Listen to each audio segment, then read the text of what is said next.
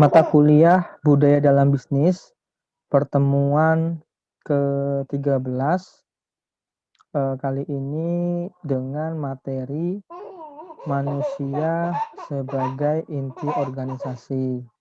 Saya rasa di sini untuk judulnya saja kita sudah tidak dapat membantah pernyataan dari judulnya ini. Manusia sebagai inti organisasi. Ini sesuatu yang tidak dapat dibantah. Karena memang yang menggerakkan organisasi adalah manusia. Yang menciptakan organisasi juga manusia. Tanpa adanya manusia, maka organisasi tidak dapat terbentuk, tidak dapat berdiri, dan tidak dapat berjalan sebagaimana mestinya. Makanya manusia sebagai inti organisasi ini adalah sesuatu yang tidak terbantahkan. Tanpa manusia, organisasi tentu tidak akan bisa ada. Makanya manusia disebut sebagai inti dari organisasi. Nah, untuk sekarang perlu tahu juga bagaimana peran-peran dari manusia ini, kenapa dia disebut sebagai inti dari organisasi tadi. Kita lihat di slide selanjutnya. Jadi, yang kita bahas pada manusia sebagai inti organisasi, itu kita tidak akan bisa melepaskan dari kata SDM atau sumber daya manusia.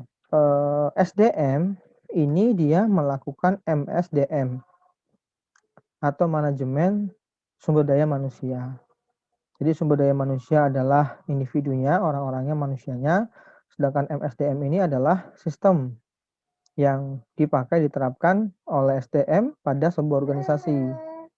Ini salah satu awal supaya kita bisa tahu bahwa manusia adalah inti dari organisasi, karena manusia merupakan SDM-nya pada organisasi itu yang menjalankan manajemen SDM tadi. Oke.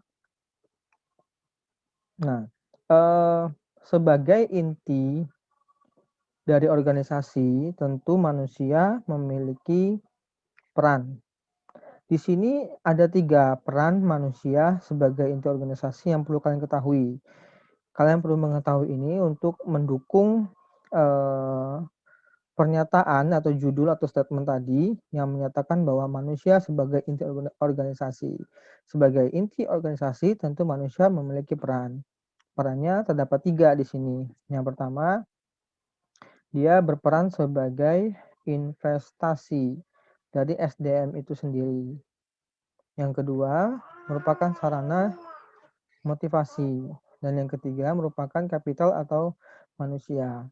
Nah, untuk investasi SDM ini sendiri, artinya dia menambah investasi dalam SDM. Artinya, dalam suatu organisasi itu membutuhkan lebih dari satu manusia-manusia.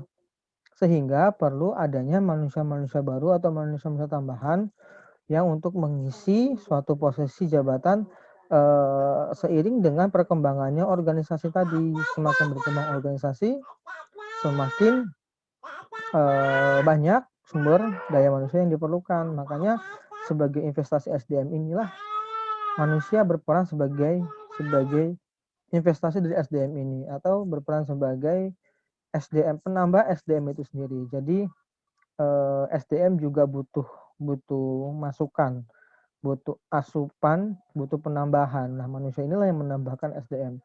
Karena SDM itu sendiri adalah manusia. Yang kedua, sebagai sarana atau motivasi. Jadi merupakan sarana motivasi yang baru. Artinya dengan adanya manusia-manusia yang baru atau dengan adanya investasi SDM-SDM yang baru akan mengkondisikan sebuah sarana motivasi bagi SDM-SDM yang lama untuk sama-sama terus berpacu, berkembang, meningkatkan organisasinya masing-masing. Karena kalau tidak mampu untuk berkembang atau bersaing, bisa saja menjadi kalah saing. Seperti itu. Kalau udah kalah saing, ya bisa saja tersingkir. Karena seperti yang udah pernah saya jelaskan sebelum-sebelumnya, bahwa manusia itu dianggap berhasil pada suatu organisasi jika dia mampu untuk menemukan permasalahan pada organisasi dan menemukan solusi serta menerapkan solusi itu hingga berhasil. Nah, jika dia tidak mampu bersaing dengan manusia-manusia lainnya, berarti kan dia dianggap tidak bermanfaat. Ya, maka tidak mungkin akan bisa dipertahankan. Mau nggak mau ya akan tersingkir. Yaitu sudah menjadi seleksi alam, seleksi organisasi kalau di sini seperti itu. Nah, yang ketiga, peran manusia itu sebagai kapital dari manusia. Human capital management ini adalah upaya terintegrasi dalam mengatur dan mengembangkan kemampuan manusia untuk memperoleh tingkat kinerja yang lebih tinggi. Intinya mengembangkan seluruh potensi manusia untuk mencapai nilai organisasi. Jadi peran dari manusia ini sendiri adalah mengatur dan mengembangkan kemampuan dari manusia itu sendiri dengan target dengan tujuan untuk meningkatkan tingkat kinerjanya yang menjadi lebih tinggi. Itu dia. Bisa dikatakan ya mengembangkan potensi manusia tadi itu human capital management. Mengembangkan potensi manusia untuk mencapai nilai yang ada di organisasi atau mencapai tujuan yang ada di organisasi. Seperti itu. Nah, kalau yang poin keempat, silakan menurut Anda sendiri, bagaimana peran dari manusia itu sebagai inti organisasi? Itu kalian yang bisa menjawabnya masing-masing. Selanjutnya, di sini ada pembahasan sedikit singkat tentang SDM dan MSDM. Oke, jadi SDM juga bisa kita artikan bahwa merupakan aspek penting yang tidak boleh diabaikan dalam menjalankan perusahaan atau bisnis. Aspek penting SDM, karena tanpa ada SDM tidak mungkin akan ada perusahaan, tidak mungkin akan ada bisnis yang dijalankan, tidak mungkin adanya organisasi seperti itu. Nah, di sini SDM memiliki cakupan pada daya fisik dan daya pikir yang dapat menentukan kemampuan dari manusia. Jadi SDM ini yang dipantau, yang dipikirkan, yang menjadi poinnya tidak hanya merupakan daya pikir saja, tetapi juga daya fisiknya itu penting. Karena kalau fisiknya lagi sakit, ya bagaimana bisa berpikir secara maksimal. Karena fisik pendukung dari pikiran juga, dari mental juga, seperti itu. Itu dari cakupan SDM. Nah, untuk poin penting, jadi meski perusahaan tersebut ditunjang peralatan serba canggih, namun dikelola SDM yang tidak berkualitas, maka akan menjadi sia-sia. Ini jelas sekali ya teman-teman.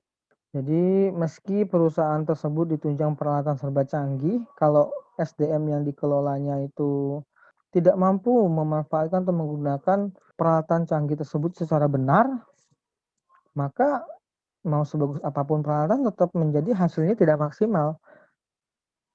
Malah bisa saja mengalami penurunan. Jadi bisa dikatakan modal yang digunakan tidak efisien, tidak efektif perusahaan tadi. Karena modalnya sudah banyak besar tapi tidak mampu untuk dilaksanakan secara sesuai. Ini dia. Jadi sekali lagi saya sampaikan, kita perlu membahas SDM sama MSDM ini karena merupakan memang bagian dari manusia. Kita harus tahu nih, kenapa sih manusia itu disebut sebagai inti dari organisasi. Selain karena tidak mungkin suatu organisasi bisa berdiri tanpa manusia, tapi juga akan ada peran-peran dari manusia tadi dalam organisasi yang membuat dia menjadi inti dari organisasi. Ini beberapa hal yang sudah kita sampaikan juga dari cakupan sama poin penting. Kemudian ada peran fungsi SDM. Ini dia menyumbang kontribusi dalam aktivitas perencanaan, pengarahan, dan pengorganisasian jalannya sebuah perusahaan. Nah, di sini bisa kita katakan, kenapa manusia bisa menjadi poin penting? Karena dia memiliki peran untuk menyumbangkan kontribusi dalam aktivitas, baik dari perencanaan, pengarahan, dan pengorganisasian jalannya suatu perusahaan. Ini semua merupakan hal-hal penting, hal-hal inti yang harus dilaksanakan oleh perusahaan atau organisasi dan hanya bisa dilakukan oleh manusia. Itu dia. Nah, peran fungsi SDM sendiri lanjutannya Menentukan faktor produksi, membangun serta mengembangkan perusahaan. Jika SDM tidak mumpuni, maka otomatis perusahaan juga akan gagal. Oke. Jadi, menentukan faktor produksi, membangun serta mengembangkan perusahaan. Produksi apa yang mau dikelola? Apa saja faktor pendukungnya? Semua ditentukan oleh manusia. Karena berdirinya organisasi juga ditentukan oleh manusia. Apa yang mau dihasilkan oleh organisasi juga ditentukan oleh manusia tersebut. Seperti itu. Baik dari membangun sampai mengembangkan perusahaan. Jadi kalau SDM-nya tidak mumpuni, maka perusahaan akan gagal. Sama seperti kalau tidak ada SDM, maka tidak akan ada organisasi. Jika SDM-nya tidak mumpuni, tidak bagus, maka organisasi juga tidak mampu berjalan dengan baik, akan menjadi gagal nantinya. Makanya itu sangat penting sekali perannya. Inti organisasi adalah manusia. Nah, kalau untuk fungsi MSDM ini, itu mengatur keanggotaan, evaluasi performa, kompensasi, dan lain-lainnya. Jadi, bisa dikatakan kalau MSDM itu merupakan sistemnya, caranya, atau manajemennya yang dilakukan oleh manusia untuk menjalankan peran-perannya tadi, untuk menjalankan cakupannya, untuk menjalankan poin-poin pentingnya. Jadi secara sederhana fungsi dari manajemen SDM ini mengatur keanggotaannya, mengevaluasi performanya, memberikan kompensasi, dan lain-lain. Jadi bukan cuma mengatur, kemudian mengevaluasi atau menceramahi, tapi dia juga memberikan kompensasi untuk hal-hal atau prestasi-prestasi yang sudah dilakukan oleh SDM-SDM lainnya. Itu perlu diatur dalam suatu manajemen. Jadi supaya manajemen kan kayak semacam kejelasan aturan. Jadi ada aturan ini, aturan A, B, C, D, apa, itu semua diatur oleh manajemen sumber daya manusia tadi. Seperti itu. Oke.